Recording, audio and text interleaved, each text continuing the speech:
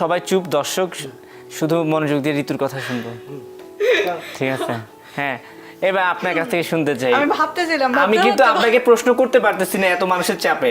একটা মেয়ে আচ্ছা ঠিক আছে, আমার মাত্র মনে পড়ছে যে একটা মেয়ে আমার সাথে দেখা করতে আসছিল, এর আগে আমি দেখা করি নাই, তো বলতেছে আমার সাথে দেখা না করলে মরে যাবে। Suicide করবে। আমি খুব শকড হয়ে গেছি যে ছেলে মেয়ে মানুষ এরকম কবে কিভাবে করে। তারপর হচ্ছে দেখা করতে আসছিল বাসার পাশেই, তো হচ্ছে আপু আমার সাথে ছিল, তো আমাকে অনেকগুলো চকলেটও দিছে দেখা করার পর।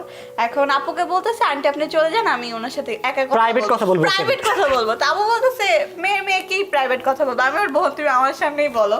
ও বলতেছে না না আমি এভাবে বলবো না, আমি একা বলবো, আপনি একটু সরেন। আর বলতেছে না না ও একা কথা বলতে পারবে না, তুমি যে আমার সামনে পারো তাহলে বলো, নাইলে দরকার নেই। পরে ও চলে গেছে, বলেনি কিছু। কি কথা কি বলতে আল্লাহ জানে শুনতেন? কি জানি বলতে চাইছিল। তো শোনা উচিত ছিল। আচ্ছা, এটা তো মেয়েদের ঘটনা শুনলাম, ছেলেদেরও তো অনেক ঘটনা আছে, না, ওটা তো ছেলেদের বেশি হওয়ার কথা। কথা বলি না, ছবিও তুলি না। আমি ওকে দেই না বাইরে, মানে ফ্যানদের সাথে, মানে ছেলে ফ্যান যারা আছে ফ্যামিলি থেকে নিষেধ করা। রাস্তাঘাটে আমি